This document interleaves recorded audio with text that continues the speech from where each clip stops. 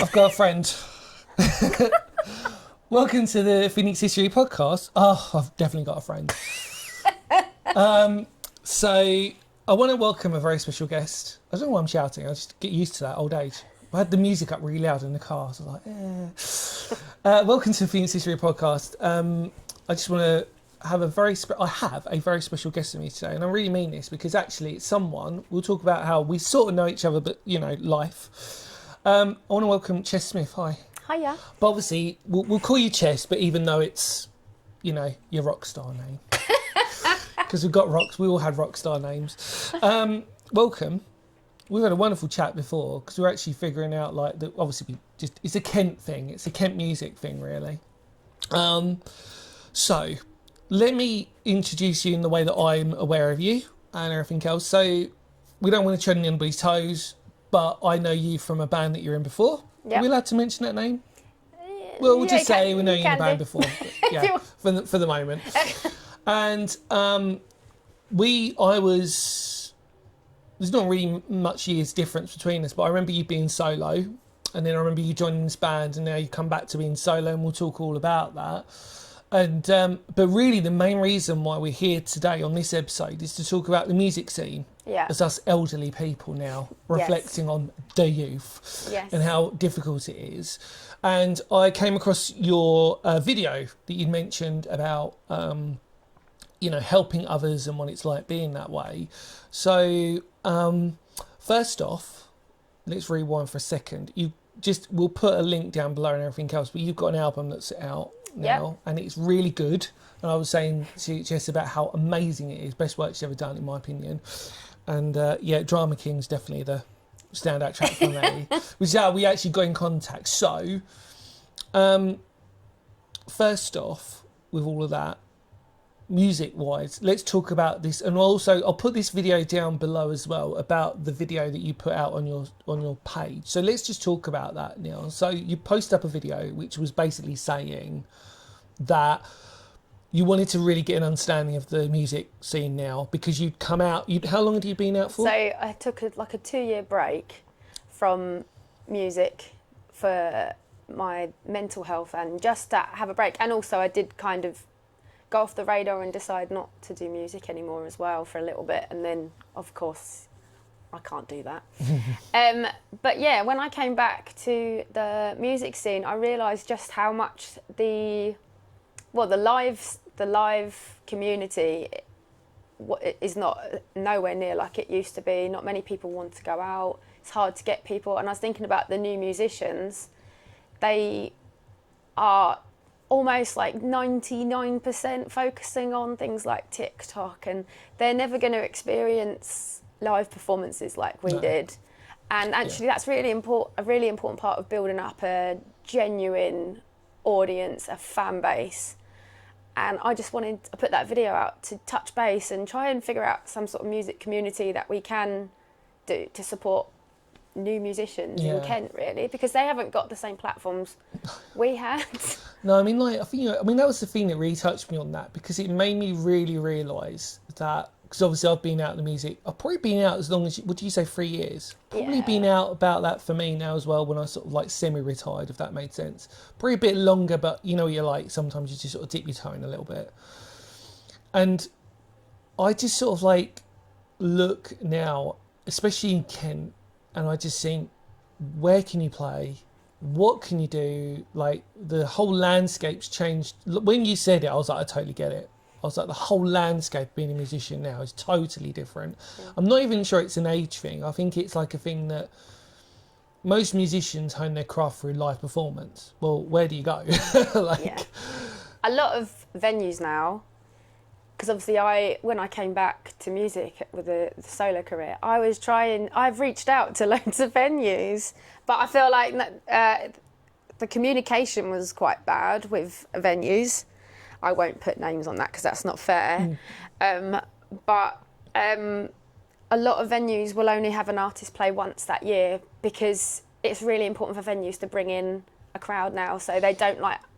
And obviously with original artists, it's a lot harder to bring in a crowd than a function band or a tribute band. The venues are relying heavily on tribute bands Yeah. to bring money to the venue. Couldn't agree more. So original artists aren't really that appealing to support as such. So this is also where in that video I explained, I don't think the general public understand where an artist begins. No. They want to support an artist when they're up here. I think you're caught between a rock and a hard place, aren't you? Yeah. Because like back in my day, or back in our day, I suppose, venues would actually, there was enough venues locally that didn't really matter, because you could play one venue and then you could go to the next venue in the town. The town might even have like 5 or 6 venues. I'm talking like place, for people who aren't aware, obviously like for us it would be like Maidstone in Canterbury, where you could just cherry pick. Even Tunbridge Wells. Chatham as well. Chatham was pretty, well, Medway, I suppose, Yeah. in general. Like, you could literally just sort of cherry pick and just sort of, so in actual fact, you could play probably a few times in the town, but it would be different venues. But now that, because all those venues are gone, the individual venues or the independent venues probably have to put that stamp on it and go, well, unless you're sort of picking out. Whereas for us, it would be like, we'll play a different venue and then you could get a little bit of a fan base there, go there. And the towns, which is still, this is the irony, is that the towns are more populated now, so in theory there should be more people about. And yet, who goes out? It's too expensive. It's same old excuses, but they're true now. Do you know what I mean? Like, for us, it was like, there's so many places you could go to that were free just to drop in. You didn't have to pay a ticket to see a band. You could just sort of pop in and just sort of go and see one. And not only that, there was more community back then for things. And People overthink going out now. they as really well. do. They overthink really the do. whole It's more thing. tactical. Yeah, now. and when they're out, they're like, why don't I do this more often? Yeah. But I'm like, this is what I'm trying to say. But with it's that, so important. being a musician, you almost have to be the same. You have to be tactical in the way you approach it. And you sort of have to say to yourself, well, you know, we always said, like, I mean, one of the things that we'd always learnt was that, say if we played in Southampton, for example, we had a really good gig there, our biggest fear was like, oh crap, when are we next going to play in Southampton? That was the moment we'd finished that gig, we were like, right, well, when are we've got to go play back there, because people really liked it. And then people would be asking, you go, right, okay, we've got to go back now. And that was kind of it. And then all of a sudden, the panic was actually trying to find if the venue would allow you to, or a venue in that area would try and take you into that. And again, the other thing was probably back then as well, was that there were websites that were dedicated to venues and contact lists and all this stuff. So it was really good to even though the social media aspect wasn't as big as it is now, the actual contact list was way bigger. Like, you know, reviews and everything else, so much, you know what I mean? Yeah. It's also like a lot of, music in the original scene, a lot of people are volunteering. This is at the side of the side of the side of what they're doing, and they're not getting support. No. And I want bands to realise just how important these random photographers are at your gigs, or people putting stuff on YouTube. Yeah. Like, and how important it is for them to keep doing what they're doing, because all of it is connecting people, and all of it is building and leaving no stone unturned. Yeah. And I think it's important because we sort of know that, you know, I genuinely think we're like maybe like the last of a generation that can easily remember there being lots of certain venues and lots of places. And I mean, like, just to quote the other day, like do you remember Beacon Court in? Yeah. Obviously, that's now a housing estate. And I'm just like, oh wow, like I just couldn't. And Beer Cart Arms in Canterbury was another really good one, which is now an Indian restaurant, or it was an Indian restaurant. I'm like, wow, okay. Ashford had platforms. Ashford had a few. I mean, like they all had them, and then obviously, I don't know. It's sad, because again, the way I look at it is, if I was a kid now growing up trying to be a musician, wow, how do you do it? I know it's all social media based now, but even then you've got to be so lucky with it.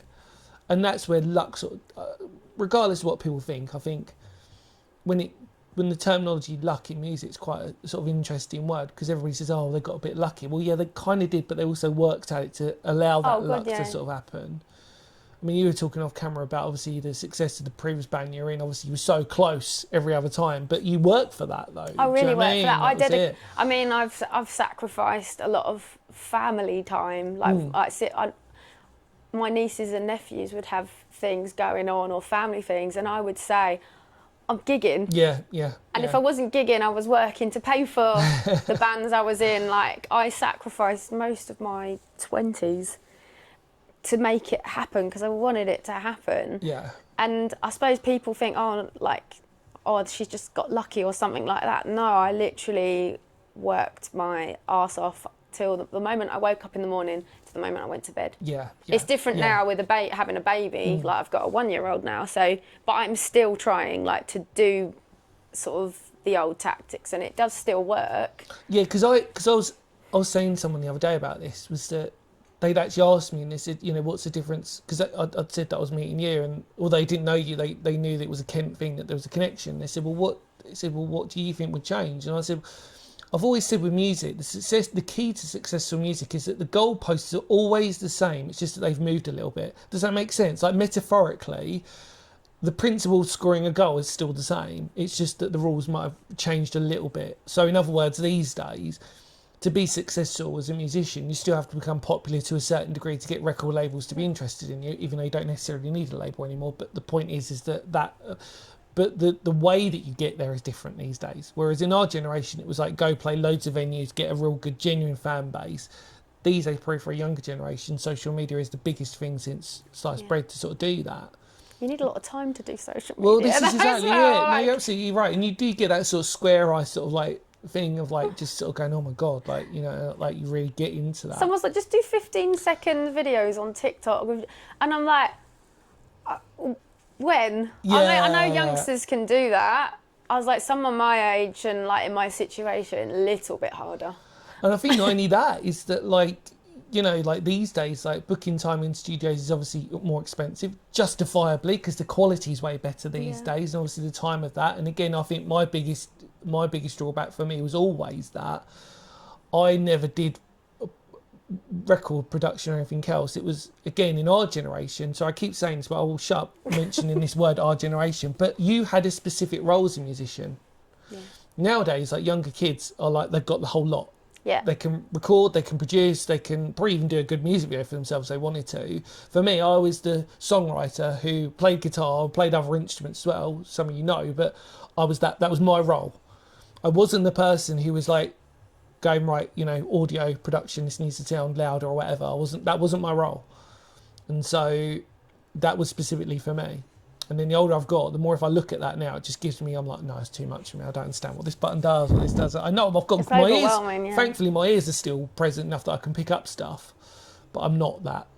Like that generation's gone for me. It's a good thing that youngsters can do everything. I mean, even the videos don't need to be overly professional. That vintage look is fine, or just a natural look is fine. Yeah. I just hope that they are enjoying it, because I enjoyed doing big music videos. 100%. I enjoyed the live gigs. The live gigs for me is the most enjoyable part. Like, the recording and the writing process is quite a little bit of it's a bit isolating. And again, it's enjoyable, but performing it live on stage, of having people sing that back to you, is literally the icing on the cake. Because do you think the feedback's different? I mean, the classic argument everybody uses about the younger generation now in terms of music is that they're not getting honest opinions and feedback on their music. When we were about, because you were playing venues, you'd get feedback from the people telling you were crap, get a new haircut, whatever. You know what I mean? And that was kind of it. And so you actually had that raw connection with people to sort of go, oh, this is where we need to sort of manoeuvre ourselves. And you had that face-to-face interaction with people. Like me and Jess off camera have obviously been speaking a lot.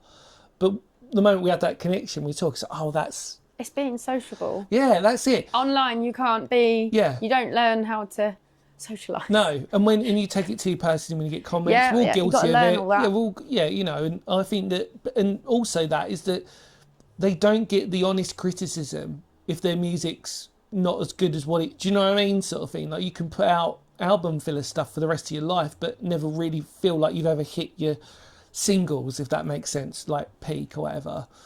And I think that the feedback I always used to get was like, I wanted people to tell me I was rubbish in a strange way, because I wanted it to feel better. You know, sometimes you'd have criticism, like, I mean, the classic review I have one of the best reviews I ever had was, "Oh yeah, your band's really good, but you need to sort your hair out," because I had this like big old like Motley Crue hair thing going on at the time, and I was like, "Well, we can't really change that." Do you know what I mean? Like, we would like the look of this. Do you know what I mean, sort of thing? And the most common thing I've had in probably every band that I've had is, "We don't know where to put you. We don't know where to fit you." And I was like, "But I don't want to be. I don't want to fit in a box." Isn't it? And I pushed for that in the last band. I really, really pushed for that, and I didn't give a flying what anyone thought about it. I was like, no, I want to be different, and I'm not having anyone tell me to fit in a box. Yeah. And the more I pushed, the more barriers I got down, everyone was like, oh, it makes sense now. And it's a shame, really, isn't it? Because, like, I think that, like, talking about age with this, I think that the older you get with this, actually, that in theory, the better you should be musically. And I think that you could, I mean, like, some of our favourite bands probably peaked at certain periods of their time when certain albums you think, well, they're never going to get any better than that. But so the point is that, like, if they can, the older you get, if you're honest about yourself, and I'll say this, but this isn't any criticism to any bands, once you should remove the ego. Oh God, yeah. And then the moment you do that, then you can be humble enough to sort of go, right, okay, then I can still write. If that ego's there, then basically that all that's going to say is that, right, well, that was the greatest album we've ever written 10 years ago, and then we're never going to get any better than that, because your ego's still in that space. Actually, what you should do is go, actually, what can we do to... Ego is I think the biggest letdown in the music industry, or right. even in a job anyway. Yeah, like, right, yeah. If you've got an ego, there's only so far you can go until everything crumbles. Unfortunately, but also fortunately, I was brought up with a family that doesn't understand the music industry, doesn't understand that journey or path. Very realistic family. So when I sung when I was younger, I'd be told to stop. Right. Okay. And like, I want singing lessons. No, you're not having singing lessons. You're having ballet lessons. Things like that. And do you know what? That's made me not have an ego. Like, I didn't have parents that said, well done, or I'm really proud of you. Yeah. Didn't have that. There was moments in my life where they've showed, I don't know, little bits. But my parents love me as well. My family too. But that has made me appreciate and be more grateful of whatever success I've had, because I'm not looking for anyone else's approval other than mine. Like, that's the most important thing. If I'm happy with it, that counts. I don't ask anyone else. Yeah, no, I agree, because like I said, it's once you remove that ego, once you remove that sort of like mindset, you're then learning, and it doesn't mean that, like, you know, like when I said at the beginning of this podcast, like, and I genuinely mean it from my experience, like, the stuff you're doing right now is the best you've ever done. That doesn't mean that your stuff before was rubbish. It just means that actually you've done like the thing that most musicians should do, is just get better through time and really develop their own, you know what I mean? Like, it's a skill set. It's like, and it's adapting. And I think that's the other thing that sometimes... I'm very good at that. Well, this is the thing. I mean, like, but no, it's true. But I mean, like, a lot of artists might not adapt, and then they wonder why maybe their careers have just sort of like become a bit stale in a strange way. It's because they've not really adapted. What I'm not trying to say is like all of a sudden you're a reggae band and then you turn into a death metal band. I'm not saying you should, you know what I mean, like change genre. But what I'm saying is that, you know, explore the idea of maybe trying to sort of, you know, familiarity breeds contempt. And I think that there's only certain bands I think can get away with it, like AC/DC, Metallica, like proper big bands where they can pretty much write. I'm not saying they do. AC/DC probably are the greatest example of writing the same album every other time, and I love it. But the reason why I love it is because I know what I'm getting. Does that make sense? And if you enjoy it that much, it's like, well, why change the formula? Yeah. I'll compare it to like, you know, when we used to have like, everybody sort of says, oh, they've changed the formula of Diet Coke now. I remember when it used to be good. And so like, it's the same sort of vibe. Do you know what I mean? You kind of think like, I really liked it like that, so why change it? Because I can't imagine AC/DC now turning out to be a reggae band. Like, do you know what I mean? It just wouldn't sound good. And they're so... And I think what also helps them, bands like Iron Maiden, probably, again, like one of my all-time favourites, you know, like, they do that and you think, oh my God, like, that's the reason why I like you, because I know exactly what I'm going to get. But then there are other bands where I genuinely think, actually, you need to change a little bit. And the reason why I say it is because they're good enough to do it. It should be a complimentary thing. And I think a lot of bands sort of take it as an insult. They're like, oh, like, whatever. No, you know, what the hell? It's like, no, I'm saying it because you're good enough to do that. I'm not saying, again, not saying that AC/DC and Metallica weren't good. They're really good, but they knew what they were about. Yeah. And they're pioneers. Those bands were pioneers. Everybody else underneath that will just be a copy of. And I think, why emulate that? You know what I mean? Like, Let it be. Let it be. You know what I mean? There's enough Metallica rip-off bands out there, and I just, no offence, I just don't really want to. Don't want to hear that. That's what I had an issue with record labels, because, do you know? Oh, I don't want to say names. No, it's all right. But like it's James Arthur. Oh yeah. Okay, I think he's amazing. Obviously driven by the beginning. Obviously is it the X Factor or whatever? Yeah. And then all of a sudden, you get artists on that label, new artists coming out, and they literally sound like James Arthur. Yeah. They've been told, and then the formula of the music behind it is, and I'm like, if James Arthur did that, because I think he did do a lot of the songwriting of his own, to his own accord, just ripped him off. Yeah, I know. And those people are now benefiting from him, and he's going behind. I think he's obviously had a comeback, but you know what I mean? I was like, I don't want to hear another James Arthur. No, I know. He's already done a really good job of that. I think the only I remember I had this argument, well, not argument, I had this really interesting conversation about the band Airborne.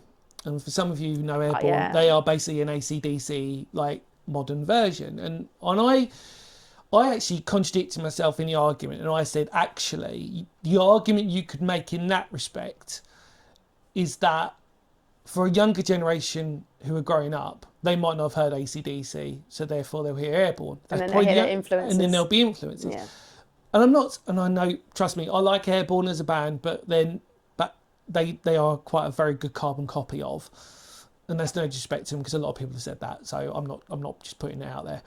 But like that's the only time when I think maybe the contradictory argument would work, is if you're a younger generation and that band's out right now, but as long as they do find the source of what, you know what I mean, as long as they do find that, oh, actually they were influenced by AC/DC, because like this is a personal story. I've never really spoken about it. It's quite an interesting one for me.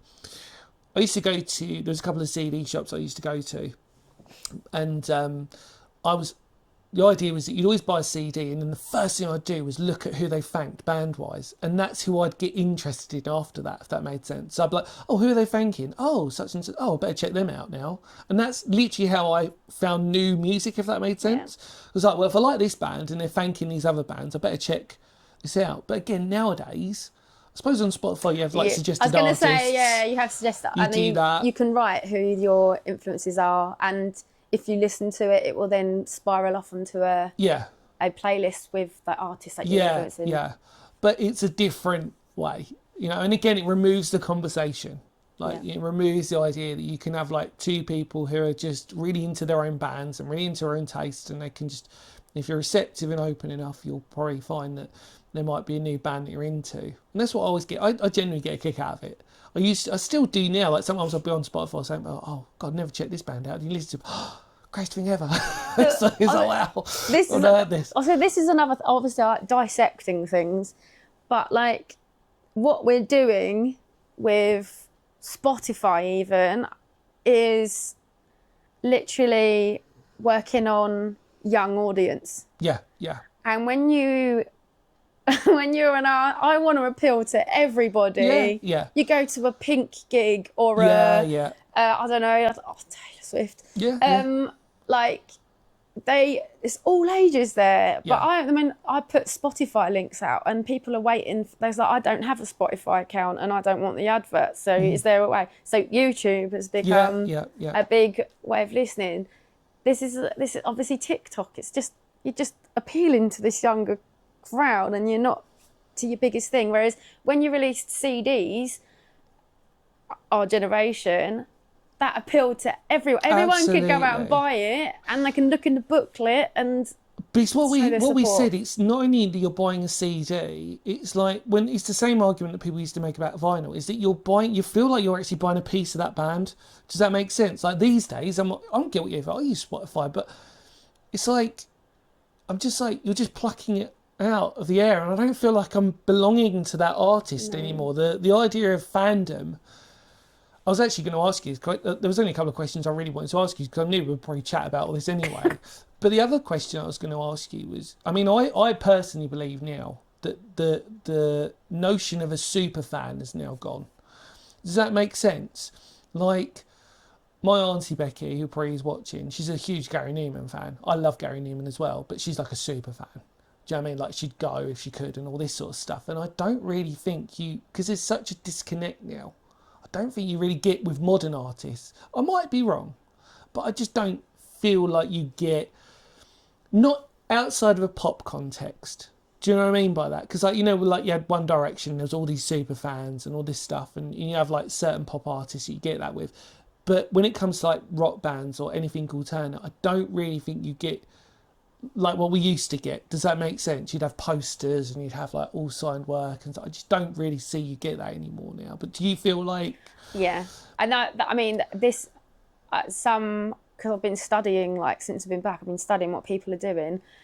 They are starting things like WhatsApp groups to to try and create that fan group, whether it starts off as friends and family and grows. It's not quite the same, but it is sort of it is a good, I think it's a good way. I know it's such an old retro word to use, but I mean, like, I did Billy Childish, and he's like famous for lots of things, but he was talking to me about like having fanzines when he was in the punk movement.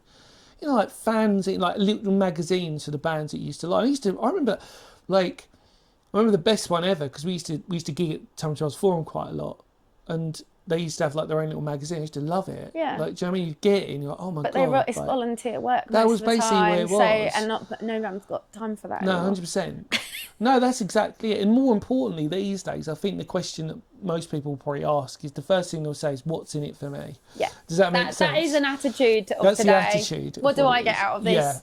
Yeah. No one's getting that buzz of just supporting something's enough. Yeah. Because no one's giving back. Yeah.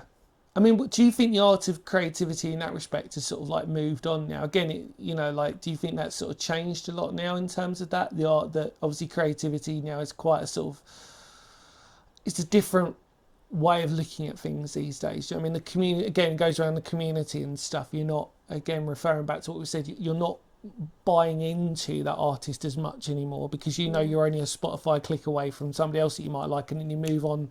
Almost creating like ADHD. You know what I mean? It's that thing of like, oh, great, flick, right, great, heard that, flick, move on. It's just trying to find a connection with people, because everyone's lives are so busy. Everyone forgets about things. Even like, obviously, the mainstream artists, they've got enough money to literally plaster you in them in your face all the time. So it's just how do us small artists put ourselves out there and connect with people on a weekly basis, just not letting go. I think you hit it nail on the head, which is something that I prescribe to these days, and it's an unfortunate thing, is the word money. Like, there is definitely like the rich get richer and the poor get poorer in a band scale. Like, you get your Taylor Swifts and you get your Sabrina Carpenters and you get all these artists that are just like elite artists, but the money that gets put into them, and then there's not a middle ground, I don't think, anymore. There used to be a sort of middle ground. Middle ground, probably for most people who wouldn't understand it, would be like, probably the best way to describe it would be like a main support act, would be like a middle ground type of band, if that made sense. So you'd see like your big band, and then you have the main support, and they'd normally be like the middle ground band, who would either break out or they stay where they were. And then you get the lower tier ones, which are like the other support bands.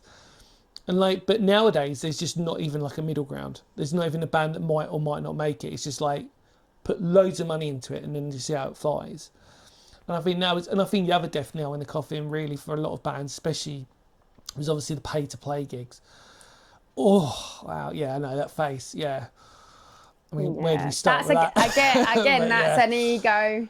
That's an ego issue, because I've had experiences of that. We've all done it, I think, but yeah. Well, there was a band that wasn't even really that big, and if I kind of was with the last band, like, you wanted to take some Kent bands with you, almost to showcase them. I never wanted to charge them money, but there has been a few times where bands have said, "Oh yeah, you can support us, but it's a £500 And I'm like, what? Yeah, I know. And you've got music videos and PR companies and all of that already. And I was like, how much of a money pit is this?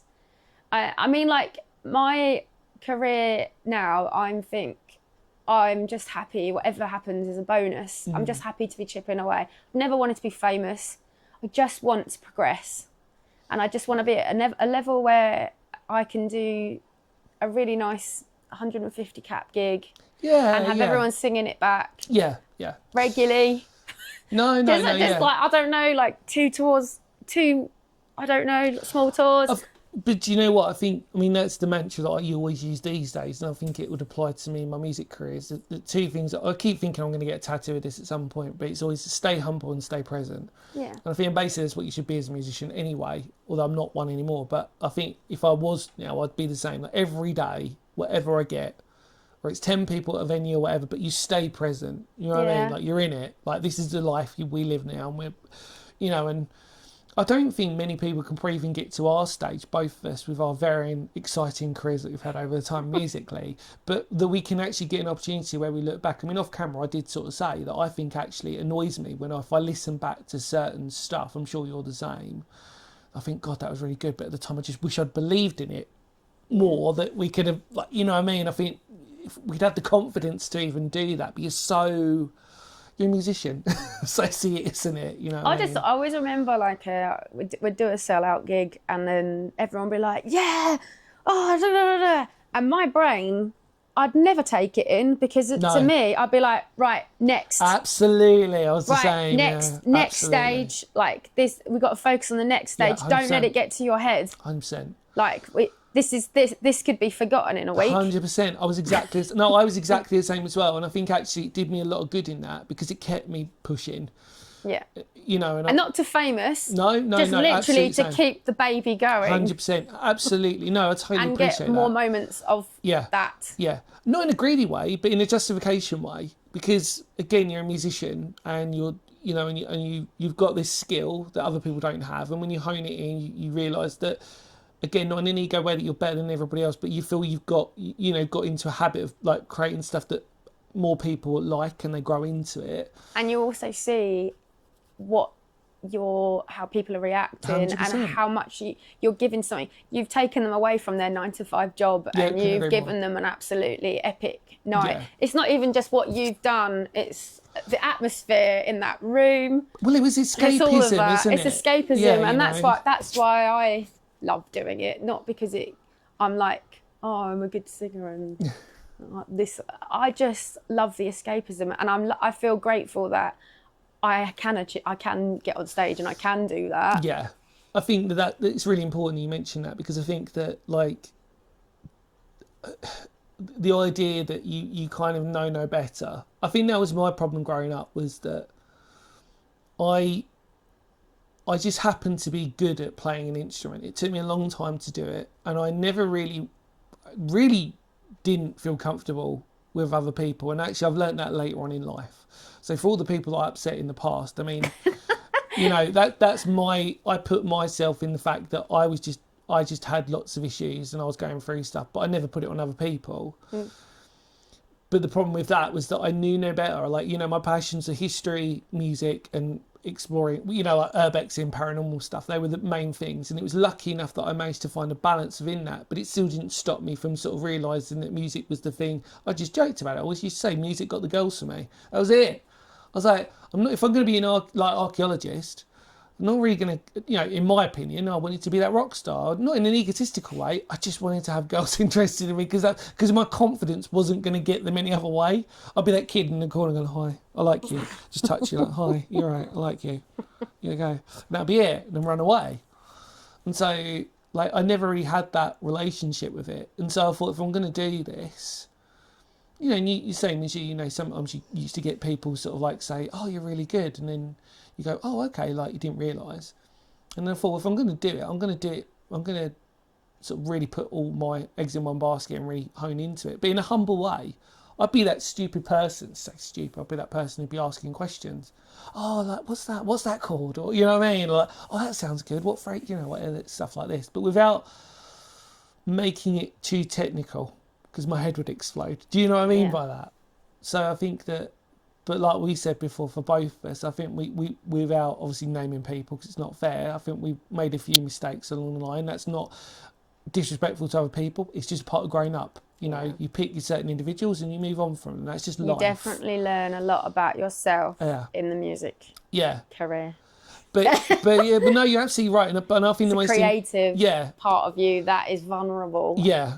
And letting that out into the world, the way people react to that, you have to look at yourself quite 100%. A lot. And I think in the video that you posted out, again, please check the link below, I think you said something really interesting, which was I can't remember what the rate of change really was what you hinted at. The fact that it's been, you know, you've only really, in theory, 3 years is nothing really. But the moment you come back into it, it's like, wow, how much has this changed? Everyone had changed on the scene, and I didn't know anyone. I was like, yeah.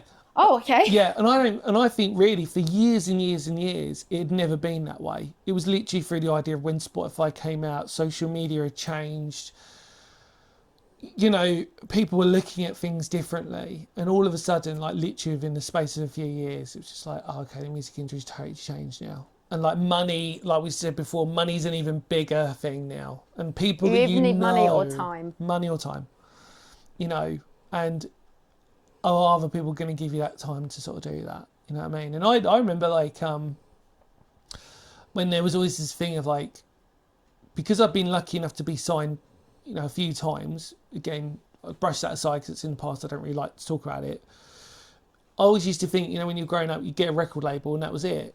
And the moment I had my first ever one, I was like, oh, this actually isn't it. And this is completely rubbish. And actually we should be finding different ways of doing it. And when I saw other bands that we really were influenced by who were managing to sort of get by on a distribution label, we're like, oh, we kind of really want that now. And it was just, again, it's a different world these days because back then you could get away with selling merch and playing gigs, and actually, so the record label in a strange way it's a different way now, but back then there was enough people in venues that you could get by with doing that, you know. You can have a successful career without a record label. I mean, a record label these days, just you need everything on a plate for them anyway. They can just put some money into you, and then it's just you're absolutely right, luck.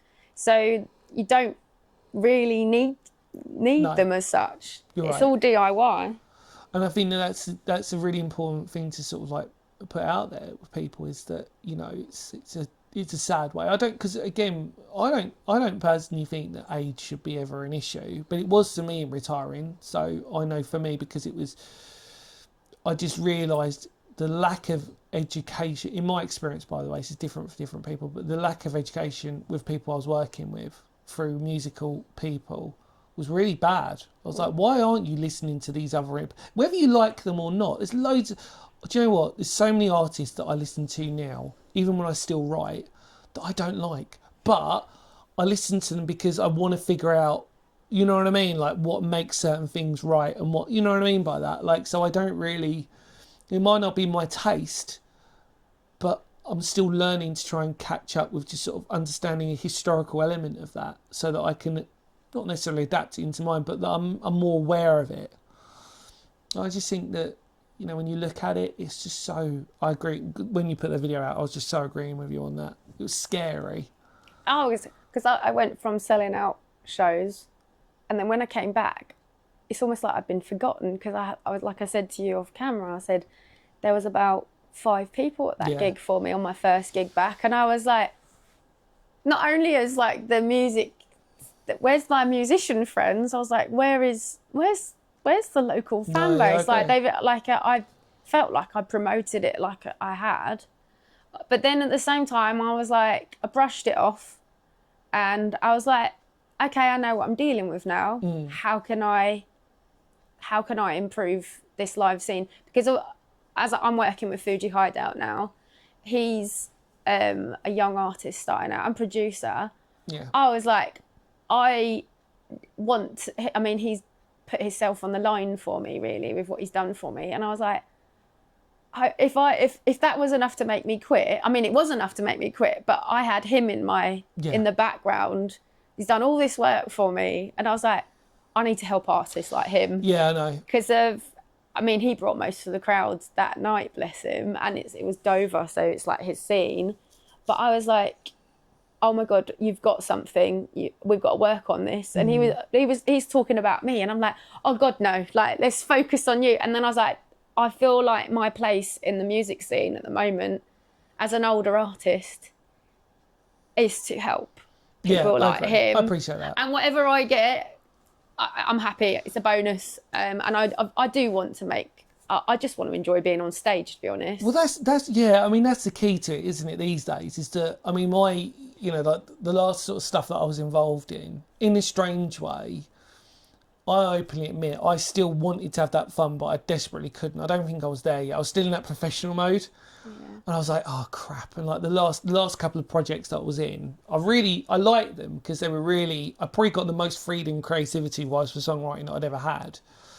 But on the same token, the few gigs that we played, like I was with two independent artists, and the gigs that we were playing, I was so sort of like, oh God, like I'm sort of switched into that mode again. Do you know what I mean? And I was really like self-deprecating every time we came off stage. But they were having an amazing time. But I was just like, I can't. And I don't think I ever really enjoyed it. And I think that was always the scary thing for me now, is that like to get involved in something now, I'd worry that. Starting from scratch. You're starting from scratch, obviously. It's hard. And it's just, and I think that's the one thing, I will say this because I think you'll appreciate it, is that I think there's always this misconception that it doesn't matter how famous you are, how well known you are, the moment you leave that project, let's just say, project in whatever way it looks, you are starting from the scratch again and you have to build up again. I think sometimes there's always this misconception that if you're at a certain level that you drop, you'll be at the same level as the one that you're at before. And it's just not that way. No. It's taken it. I think the first single came out in February this year, and we're now in September. Yeah. And that EP launch I did, again, and I do look at figures because I like to see progression. I don't want to be like, I want to focus on just selling out venues. Eventually, that would be lovely. But as long as I'm progressing, I think we sold 70 tickets, but it wasn't just that ticket sale for me that made me happy. It was the people in that room that I haven't seen in ages, but also the atmosphere for me. You could do a gig with 5 people and the atmosphere would be better than a room full of 250 people that don't know who you are, like a festival. No, you're right. You are right. But it's what you make of it, isn't it? Yeah. You know what I mean? So, I mean, that's topped my year, to be honest. Well, that's good. I didn't need it to sell out. I just needed it to progress, and I needed it to be fun. But also, I was like, is this gonna be? Because it's not. You can't gig all the time now. No. It's not worth it. No. I was like, is this gonna be the last time I'm on stage? Like, so I think that's the calmest I've ever been, because I knew that this counted. This gig. I'm not saying I'm not going to gig again, but I don't want a big gig like that for a long time because of what you have to do to make it count. Yeah, it's a lot, isn't it, really? Dragging people out of their comfy, warm houses. Yeah, well, this is it. I'm all guilty of it. I mean, this is the hypocrisy of being a musician, is actually, to be fair, like, most of the live gigs I've watched have been sitting on YouTube, like, watching them do it live. Like, that's bloody brilliant. I can, like, have a drink and I can just sort of chill out, and even though I can't get into a mosh pit, even if I wasn't, I'd break all my bones, but, you know what I mean? Or anything like that, you know. But they say, like, why is Billie Eilish so successful? Yes, I know she's got a supportive family, all this, but she really, really does delve in and focus on looking after her fans. Yeah. And so does Taylor Swift. Yeah, no, I agree. I mean, I cannot fault the fact of all those singers, regardless of what their opinions are, and the amount of different songwriters that were involved in their process. The fact of the matter is, it works because people are interested in it and they really find that sense, and they've got to change it. They've got to make it more personable. It has to be personal. It has to be. There are local artists in Kent that do that as well still. I won't name any names again, but like there are some, and it works for them. I mean, even if it looks like from the outside, it looks like they're doing well, and and they're not on the inside, I mean, it's working because they are keeping that project going with whatever they're doing, and they clearly are loving what they're still doing. I mean, I think the rule now though is that, and I think this is where it sort of saddens me a little bit, and it's probably because maybe from when I was growing up, obviously you had people like Nirvana, Kurt Cobain, who didn't give a crap full stop, and he was like the anti-person, yet he still managed to do really well. And I remember when I was growing up, we had the Kurt Cobain diaries. And I just remember just really, I could talk about it for ages because it was so eye-opening. The fact that he genuinely wasn't really, I don't mean you could argue whether he wanted to be famous or not, but there was definitely an attitude of like, I'm just good at this and I just want to sort of do it. And maybe I was sort of the same in a way, not comparing myself to Kurt Cobain, but the mindset was like, oh, this is all I know, and if it just works, it works. And I enjoy it, and I just want more of it. But I think these days maybe the mindset is a little bit more different, because I think in essence you're more aware that you're selling yourself as a product now. And actually that's the scary word, product. Is actually, as a musician, you are now a product. It's like, what can I sell them? You know, I mean, actually one of the scariest stories I read recently was, and I actually really liked it, was Kate Nash is now on OnlyFans. Just to get her stuff sold. Oh, Kate Nash is really pushing. Yeah, because I love her as an artist and I love her as a person, right? But wow. She's highlighting the issues at her level. Yeah. So if that's at her level, the issues she's getting, I mean, she said that I think she even called the tour something like, buy me. She's got a really wicked sense of humour about it. Like, buy this so we can get, if you want to see me, unfortunately, we've got to sort of do this. What she earns out of gigging literally pays for what it's cost to gig. Yeah, crazy. So she literally takes no money. Yeah. And so if she's an artist at that level struggling, what the hell? I know, where does an artist start? I think that's the most revealing thing that I read about that was like, oh, okay, and it just sort of, because I think it was only fairly recently that came out, and it just sort of seemed to coincide with the fact that I needed to chat to you about all this, because I was like, oh my god, it's actually getting to a stage now where even artists that we knew, I mean, Kate's probably like my age and a little bit older, that wow, they're having to do that now. How much can you sacrifice in your position? I mean, not everybody's in a position, but they've got a voice, they've got a product as such. Yeah. But it literally, how do you fund it how do you fund it? And that's the extreme sort of like end of that. But I mean, it is literally that now. It's like, what can we offer our fans? You know, because obviously Patreon was a big thing. Yeah, I did that in the last band. Yeah, and I think Patreon works for if you feel like you've got hard work. Yeah, I was going to say, if you feel like you've got enough to sort of put out there, because I remember, I don't know if you know the band called the Wild Hearts, for example. Oh yeah. Yeah. So they were like, I remember when they were doing Patreon, and we were like in the band that I was in, I was like, oh, that's kind of interesting because maybe we should do that. But I was like really nervous. I was like, what can we offer? You know, there's tiers. Well, you know, like there's tiers of things. I was like, oh god, I don't really know about this. It's also making yourself quite vulnerable. It really is, because like they were doing like I don't know what your one was like, but like for example, they would like if you paid X amount, they'd do an acoustic gig at your house or whatever and stuff. I'm like, oh god, like, I don't know if I could do that for people, like, because again, my issue for me was always about confidence. I was like, Christ, do you like me that much that I still really struggle with like so I don't want to make this about me on this one, obviously, but it's just interesting because it's relatable. But like, I really struggle with people complimenting me really badly. Yeah. I was going to say, I know. Really, I was going to say, I wonder if you're the same, because I really struggle with it. Like, I know it sounds a bit bizarre. I can take someone calling me whatever and under the sun, I can kind of take it, as long as it's not genuinely like aggressively, because I'll be like, right, okay. But the compliments I cannot deal with. I really struggle with it. Actually, in a bizarre way, I'm really grateful for it. And I love it. And obviously, we should have more positivity in this world anyway, full stop. But I just can't. I find it really odd for me. I get like, oh God, because I don't see what they see. Does that make sense? I'm like, if I can see what you see half the time, then that would be great. Yeah.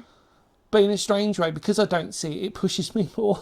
I just like, if I get off stage, I know if I've done bad or good, and that my opinion of what I've done, like I say, I think because of the way I've been brought up.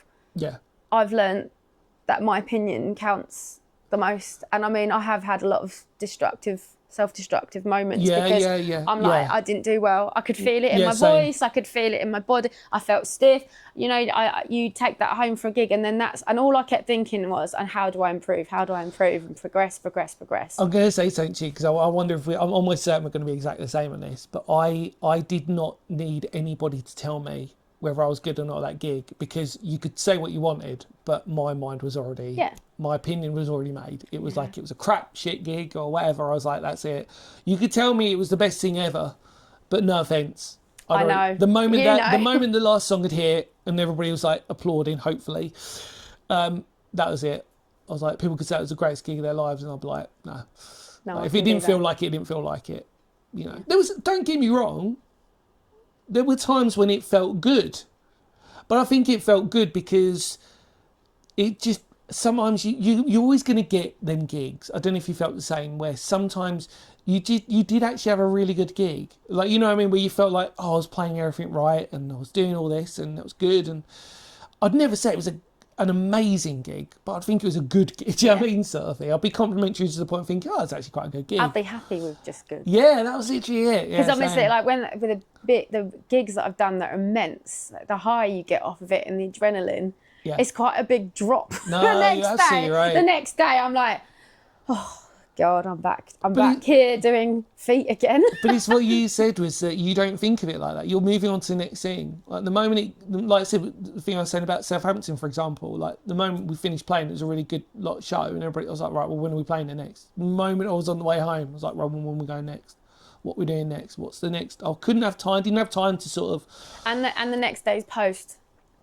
Thinking like the next day's post. No, you are right. Like now, how do we? What can we do off of the bat of this gig? What can we now do to push further with it? Like, how much content can we get out of one gig? Yeah. I don't think, oh, it's done now, put it down. That's amazing. I have to think. I think actually, to my detriment to other former musicians that I was in with, maybe with the exception of probably two that I can remember throughout my long life in doing it, I don't think anybody else was ever necessarily going to think the way that I felt. And I did feel sometimes really guilty because they might have had a really great time. And there's me going, oh, this is crap. You know, I mean, they're like buzzing, going, yeah, that's really good. Like, oh, it was really good. What a great gig that was. And I'm like, yeah, okay. Like, I'm just waiting to go to the next band practice going, right, this should... Sort of I've learnt to zone out quite a lot of gigs and like do poker facing because, I mean... But you learn from it, don't you? Yeah. The fans don't need to know everything that's going on half the time as well. It's always that feeling of like, I mean, I laughed at it, but I always used to hate it at the same token. It was like, you know, you'd always get these bands, God bless them, because we've all done it. So I'm not dobbing anybody in because we've all done it, where you'd say, what were the two classic lines that I used to say? Oh, this is a brand new song. Okay, well, it doesn't matter to a brand new audience necessarily, because it's like, well, all right, you know what I mean? Unless you've got a brand new album out you're putting out, then but they know why they're there for that. Or the worst one ever was when they admitted that they'd screwed up after a song. Oh, whatever. I was like, oh, God. But like, you're absolutely right, that poker face that you had to sort of maintain. But again, unfortunately, our generation learnt that. We'd look at other bands going, oh, God, I'd never say that was a crap song after the moment they played it or whatever. You're like, you just don't do that. Well, because the young artists aren't gigging regularly, they put so much pressure on themselves to get it perfect when they do. And also, you don't know when the next gig's going to come. And I've seen that. You're so right on They're so critical of that. And I'm like, oh, it's all part of it. The mistakes are all part of it. Just let it be. Like, it's funny. It's just, you know, just get on with it. And there was a subtle thing that we spoke about before. Now, this is only going to appeal to... only certain people are probably going to understand what we're going to talk about now.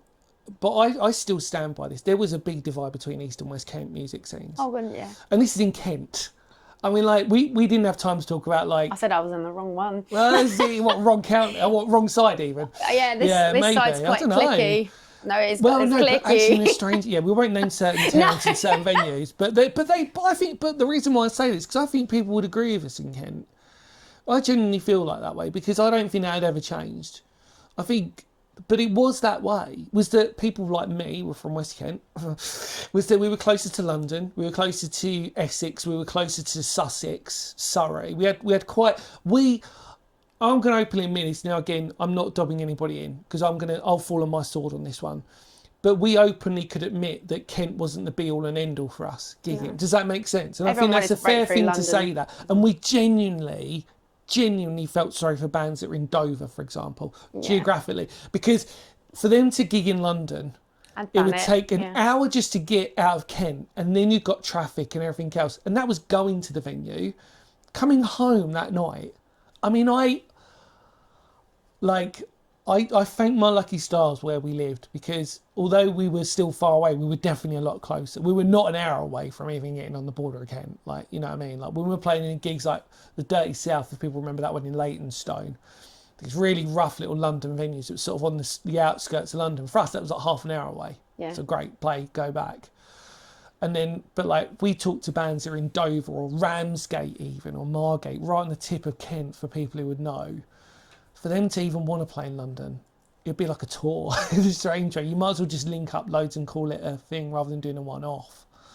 I mean, like, I'm from kind of originally from Dartford. Yeah, but I moved to Lenham when I was 10. Yeah. So I don't really remember Dartford. No, yeah. But I mean, Lenham for me was a really, really good place when I started off gigging, like because of London or the Kent. I felt like You're absolutely right. I remember when I moved to Ashford, in the middle of nowhere, as you can see, and just coming home from London, I was like, oh God, are we nearly there? And I used to see Lenham on the motorway, and I was like, I might just go and sleep at my mum's. Well, do you know what's really bizarre? Like we used to have this classic thing of like we'd see this is a bit bizarre, very niche thing for people to understand, but Rootham Transmitter Tower on the motorway would be like our beacon when we come home, because we'd see the lights from the transmitter tower. It's a massive transmitter tower. I've actually done a video on it for the History Channel. But it was our beacon. So beyond the M25, and the moment we saw the red lights of that flash, we're only so far away now. You know what I mean? But again, for us, if we were living in Dover, it'd be like, that's the beginning. Just getting to Kent and then going across, like, oh my God. And then getting home really late. I mean, when you're younger, it's easier. And then having to get up for 5 o'clock for your next job. Yeah. And go back to reality. Oh, I was just like, I know. I used to be like an assistant manager in a newsagents, and I remember 5 o'clock, I was like, I literally went to bed like 2 hours ago. So this is a story I tell a lot of people with mine, was that the reason why I knew that my life was like really bad was I worked in HMV in Maidstone in the High Street, and there was this one gig we played in Bath that day, so we had to drive 3 hours to Bath straight from finishing, and we were the headline band, right? And this was at the wine place, whatever it's called. I think it's still going, but anyway. We went there, we literally parked up, played, got there in time to headline the show, played it, got home at about 4 o'clock in the morning, had like about an hour's sleep, and then I was working. Yeah. And that was the moment I was like, I've had enough now. Like, I've been like full-time job. I was like, we have to, and all of us were doing that. All of us had jobs. And we were very young. We were like 17, 18. You know, and we were like, no, that's it. We've got to make this band really. That was the time, I think, when we were all like, okay, the band's working, but it's working too well in the fact that we're now getting gigs further afield, but it's actually affecting us working, our jobs. So people think, I was going to say, people do think more about that mental health now as well, which is kind of stopping a lot of the things as well in a good, healthy way, but slowing things down. Yeah. So there is that. I mean, I feel like our generation did push a little bit too much. I think we did, but I think it was because, like I said, we'd been sold, like, not a lie, but there was definitely that idea that any band could do it. There's more going on. There was more going on. It was like, you know, and so therefore you felt more a part of something. The community would sort of give you that big pat on the back when you did your first headline show, and then it was just like, okay, great, like this sort of thing. And it was what it was. But I mean, it was, you know, we were, like I said, for me, I was very fortunate living where we live, because we could just go do whatever and like go on tours and all this stuff, and then, like, as people know, I'd go out urban exploring in the day just to get my head completely not with it, because otherwise I'd just be like living for that 45 minutes or half an hour, however long we were playing for, and I just didn't want to obsess over that, because most people know, again, on this well documented, my mental health was so bad that I just needed that opposite.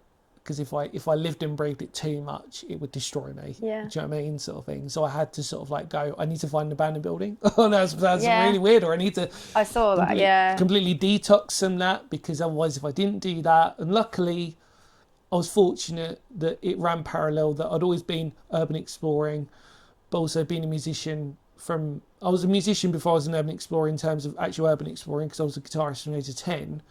So can't really explore abandoned buildings at 10, although kids probably do it these days, but you know what I mean? But like, I had to have that opposite, because if I didn't, I'd lose my brain, because I knew the moment I'd get home, I'd be back in songwriting mode. Everybody in the band would be judging each other. You know what I mean? And I was just like, I just need that escape. I was just like, that's kind of how I worked it. And because I had that secondary passion, it just seemed it's something that brings you back down to earth. I mean, like, he's nearly 13. But obviously, like, Jack Russell, I lost, she's nearly 17 in January. Yeah.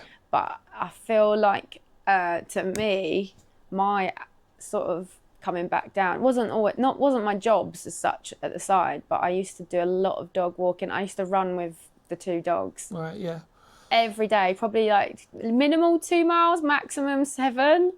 I mean, and that was my refocus. We'll come to the end of this podcast, but we will mention that me and Chessa are doing a secondary episode about mental health as well. And it's we'll try and be as safe for people as possible. We're talking without us both getting emotional. That's going to be the challenge, but we'll be as honest. And the reason why is it's very similar to this episode, is that the idea is that we're just trying to let people know, even as a musician, I think if we end it on a positive, no matter how tough it gets for you, keep going. Yeah, and we all need to work on that community. And I mean, from my video that I have done, to be honest, it has drawn a lot of that community already. And I feel it's just talking about it and helping each other and not expecting something back all the time. Yeah. I mean, like, I'm a person, I just love people connecting. I mean, like, you today, like, I'm like, yeah, come and do a podcast. I love connecting with people, and I feel like that is just important, whether it's music or not. It's just escapism as well. It's all of that, like, just... And I just had that bizarre thing with you where, because I've seen you not grow up, because I'm only a little bit older than you, but I mean, grow up in a way that I've seen you from your solo career to go to a band and come out of it. Because I've seen you do all of that. It's quite a nice, refreshing thing that you're still doing it. I've had that from a few people. Because if not, lately. Because trust me, if I'd known you, I would have kicked you up the arse and gone, no, you got to keep going. Because I would have been like, don't you dare stop. Because I've seen it too much with other people who quit too early or they do whatever. And I think music is such a gift for people because it involves emotions and it changes people. And if you can give them that without taking too much from yourself, I think it's really important. Do you know what I mean? Is there anything else you'd like to say for people? I mean, obviously, check out Chessa's amazing video on this and help out as much as possible. If you're a fellow musician, you want to reach out on the link below and stuff like that. But is there anything else you wanted to add on this one? Just if, like, I just feel like, not to isolate Kent. No. But I feel like if you are a Kent promoter, a Kent venue owner, a Kent musician, photographer, I'm trying to think of all the jobs, podcaster,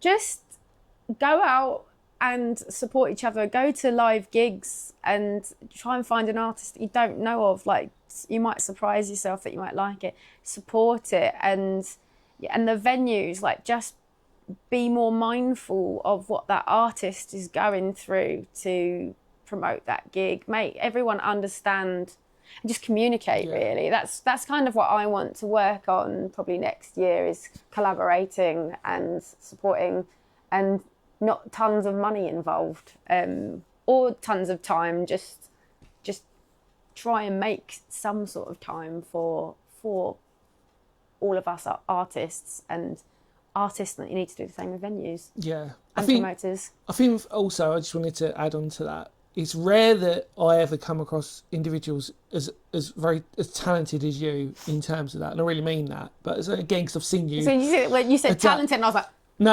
exactly. That's the thing, isn't it? I know, right? But I really mean that. Like, and I really mean this from everybody out there in my community and everything else, is that please, on this video especially, if there's any possible way we can help out Chess, well, as being a former musician, understand the struggles and everything else.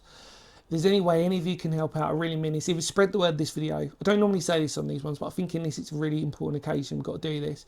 If any of you can reach out from my community, or you know other people, what Chess has said, please let's just do this, because I think it is important that we raise awareness for the fact that the music scene, especially in Kent, is quite wouldn't say dying's a bit of an extreme way, but it's definitely on a sort of like a bit of a downward spiral at the moment. And the people that have made it and left Kent have not come back. No, you're and absolutely gone, right. Oh, actually, we're going to get a Kent supporter 100%. band. But no one's doing that. No, you're absolutely right. And I think that we're both coming from a place of like, you know, we've been fortunate enough in our music careers in certain ways that we've actually had those opportunities where others might not have done.